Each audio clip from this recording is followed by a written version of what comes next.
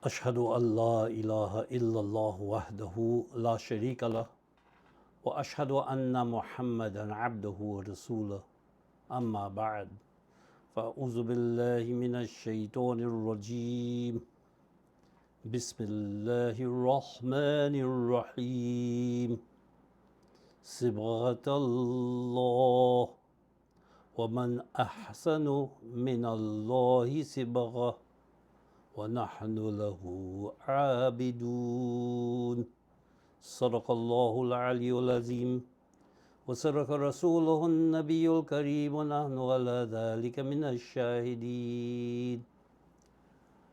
I bear witness that no God is there without Allah. I also bear witness that the Prophet Muhammad sallallahu alaihi wasallam, may the peace and blessings of Allah be upon him, is the last, the final messenger of Allah, after whom no prophet, old or new, will come. And I begin in the name of Allah, the Beneficent, the Merciful. There's a very well-known verse of the Quran that I've just recited, taken from chapter 2. And I interpret it as follows: the dipping into the attributes of Allah. Who is more excellent than Allah in having attributes for dipping into? Now, to merge in God and to be at one with Him, what is called atonement, to be at one with Allah, to be at one with God. To merge, this merging of God with God or in God, is the first and last desire of every human being. Human beings are curious to know who or what their Creator is. And religion creates and feeds this divine passion in us, in all of us. Each human being is created to develop within himself or herself the image or attributes of God.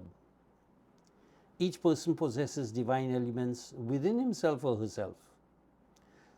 The chief aim of living is to develop these elements or these divine qualities. But let us face reality. Everyone is hampered in this pursuit of the knowledge and image of God. There are obstacles to this self-development, to develop ourselves in relationship to God, to be at one with God. There are obstacles. Each person has other cravings within oneself, and in addition, there are other attractions outside of us which divert us, take us away from that mission of being at one with God. Because human nature possesses physical and mental sides, spiritual sides. And both of these are needed to mold our personality, our character, our soul. Within ourselves, there is an accumulation of conflicting elements, but it is only by bringing them in harmony, bringing them into harmony, that great results are to be attained. Things of conflicting properties, we know, when combined in proper proportion, create the most desirable results. For example, you cannot write on a blackboard with black chalk. You cannot write on a blackboard which is black with black chalk, but you can write with white chalk, the opposite. And similarly, you cannot write on a whiteboard with white chalk or with a white marker. You have to use a different color, something that's contrast. But in the progressive evolution of humanity, without divine help, it is often difficult to solve this problem of human evolution and personality and character development. People often cultivate only one side of their nature and ignore the other. The world is divided between the followers of living in carefree luxury and others who are the followers of asceticism or the most austere rigidity. They want to abstain from everything else, thinking that this will bring them closer to God. But those who live in careful luxury, that luxury at the table, at their meal, carries carnal desires to extremes and it kills spirituality. When we focus primarily on luxury and the material things of this life, it kills our spirituality. We have no time to develop our soul and our spirit.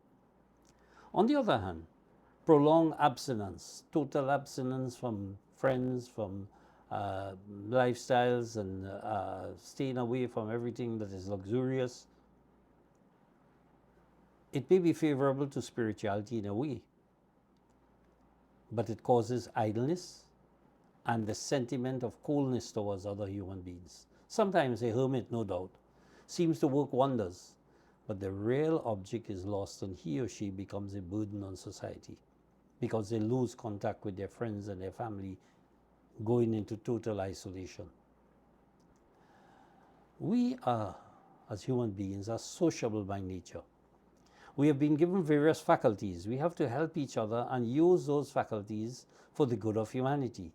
But a monk is dead to all these noble sentiments.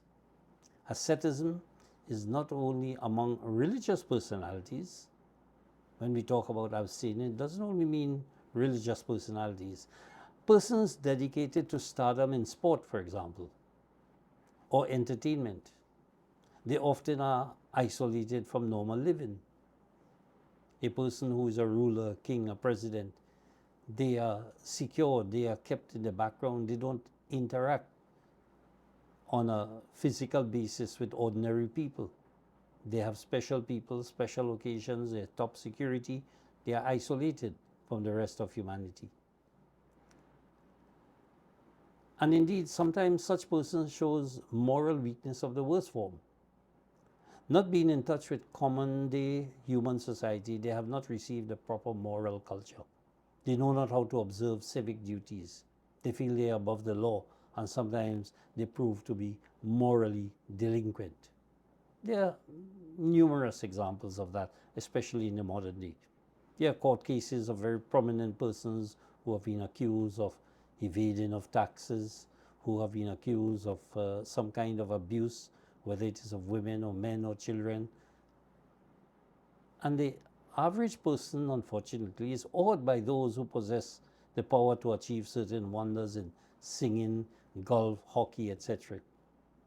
These fantastic powers or skills of the ascetic is so marked or so marketed that others takes him or her for a great idol. We even call them idols. We are all equipped with wonderful latent faculties. Every person should know that. That I, as an individual, may not be prominent, may not be a well known person. Each and every one of us must recognize that we are all equipped with wonderful latent faculties. If we cultivate some and neglect others, we may excel others in some respects. As the best musician or sports personality is a moral wreck sometimes. So they may be excellent in one particular field but lacking development in other ways. And so too you find not only such personalities, you have imams, you have priests, you have pundits, you have rabbis and other religious leaders with no knowledge of sacred and social relations. So they may be very adept and very well equipped in their particular field, but they may become isolated and even hard-hearted towards others. Asceticism within legal bounds is essential for spiritual growth. Every religion promotes that to some extent. There can be no spirituality without the control of the physical nature. That is known. All our lower passions and carnal desires are subservient to our spirituality and our spiritual development. Any human institution, whether religion or otherwise, which helps only partial growth of our human nature, our natural self, and ignores many other faculties, is not a perfect system. So society that focuses only on our economic welfare and does not emphasize our moral, spiritual development is not a perfect society. It's not a good system. And likewise, a system which develops us only in religion and causes us to neglect other aspects of life is not a good system. It is true that God alone is our final goal. The Quran tells us, Inna lillahi wa inna ilayhi raji'un. We belong to Him and we are returning to Him. Rabbana wa ilayka al-masir. Our nurturer, to you is the eventual coming. Allah alone is responsible for giving us variable human nature. How to evolve that nature is a great human problem. Our salvation, according to Islamic teaching, means our evolution, the transformation of ourselves, moving from human to the divine. To reach God is to bring out all the divine elements in us, but they are hidden in various coverings of human passions and morals, physical as well as spiritual. How to harmonize them, how to train and balance them, how to moderate so that they serve us in achieving the evolution and the development of the divine qualities within us. That is something that we need to focus on. And to fully develop the human soul so that it becomes steeped and immersed and dipped into or steeped with the attributes of God, the attributes of Allah, the systems and methods of Islam are needed.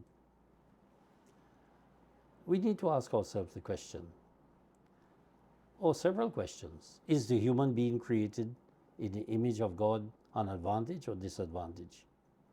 Does it lower the concept of the divine being or enhance it? Because some people believe that the image of God means that God is anthropomorphic. He can take a human form. Does that help us in getting closer to God by taking Him as a human being? Or does it prevent us from understanding the true nature of the divine being? Does this concept enable us to understand God as having human features or understanding ourselves as having divine capabilities? Every one of us is the image of God and possess potentially all the attributes of God within our human self and our human personality. We merely have to develop them. Each human being manifests qualities of God in some way, though some qualities are latent. Islam explains that God's laws are given to us to make us acquire these attributes. That is why religion is given to us, so that we can develop ourselves. It is not merely to please God. We don't worship God in order to satisfy His cravings for glorification. But by obeying the laws of God, we develop our own qualities which resemble the attributes of Allah. In this way, we possess the qualities of God. To be in tune, to be in harmony with divine laws is how our will becomes His will. As we are made in Allah's image, Allah's divine features are reflected through us when we are in total obedience to Him, when His will becomes our will. This high state of spirituality was attained by all the prophets of God, Muhammad included, Moses, Jesus, Krishna, etc. The Quran tells us, when Muhammad threw a few pebbles of dust in the face of the enemy and routed them, Allah said, "You did not cast when you threw, it is Allah who threw." The will of Allah becomes our will. Why this phenomenon of at one ment with God is accepted why this phenomenon of at one ment with God is accepted for one prophet and not for another? Why are words of one person, example Jesus or Ram, accredits him with Godhead, but similar and sometimes more powerful statements of Muhammad are ignored? The Quran states there is no distinction among prophets. Miracles performed by one prophet have similarly been performed by others. So how could one be considered God and not the others? Is it that the mind of some people cannot comprehend these expressions which describe this close relationship with God? The words of the founders of other faith systems have been misunderstood, and they were raised to divinity which they never aspired to. Islam has done a service to these great personalities by declaring their true status while explaining at the same time these expressions which are used, so that In an age in which discrimination is frowned upon, we state there is no discrimination in Godhead. Allah is the God of all. He is one God. All religions teach that. There is no discrimination in Scripture. We believe and accept all of them. They all came from the same source, Allah. There is no discrimination in leaders of religions. We accept all the leaders of religions as prophets of God. There is no discrimination in praying and fasting and charity and Hajj and so on.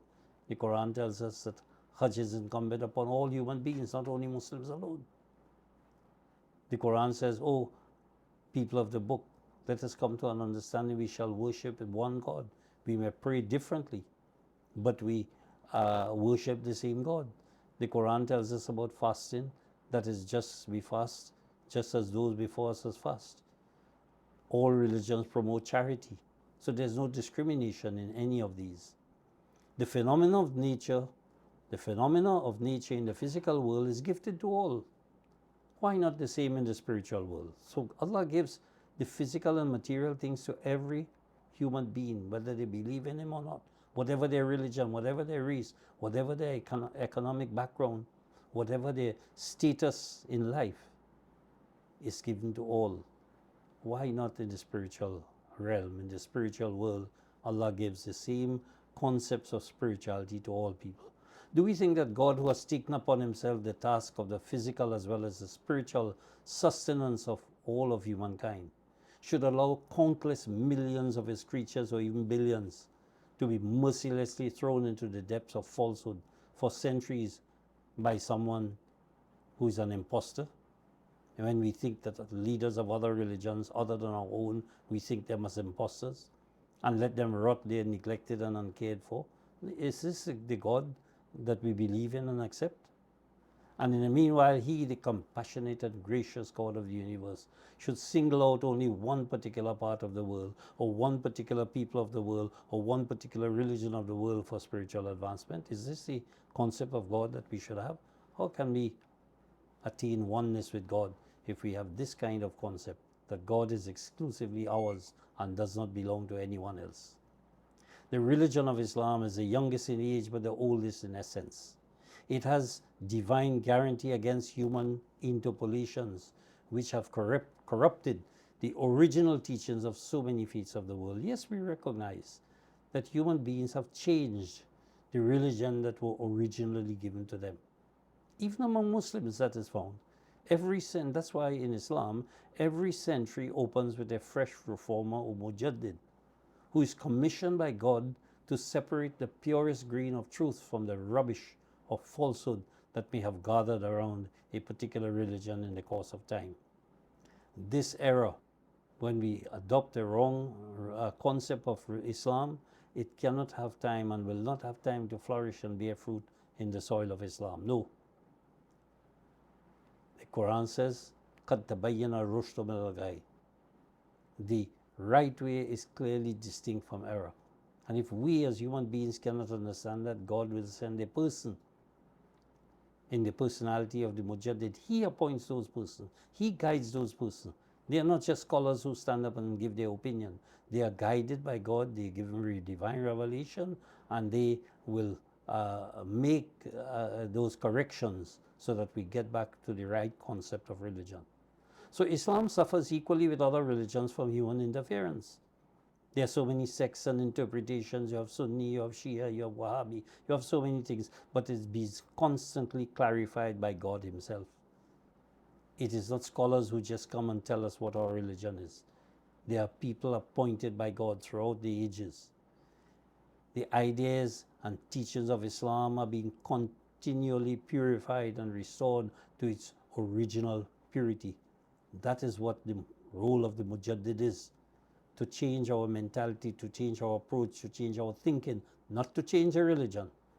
Whereas other faiths have come to grief owing to the absence of such a clarifying process having been designed for them. So it is only Islam that has a process by means of which, if the followers of the religion of Islam go astray in their interpretation, in their application of the teachings of Islam, Allah sends somebody to correct them. Other religions don't have that. They don't have reformers who could come and bring them back to the original teachings of their founders. Allah's sending of mujaddids or reformers is the exceptional feature which raises the Prophet of Islam far above the founders of all religions, of all other religions, because the Prophet Muhammad has died. He has left us a pure religion, Islam, based upon the teachings of the Quran. And if anyone or anybody or his followers should go astray and not understand or put into effect the true principles of Islam, Allah sends someone. He it is who sends at the head of every century a mujaddid, one who will help us to understand our religion and bring us back to its original purity. Barakallahu lana wa lakum fil Quran al-Azim wa nafa'ana wa iyyakum bil ayati wa zikr al-hakim innahu ta'ala jawadun kareem malikun barur rahim.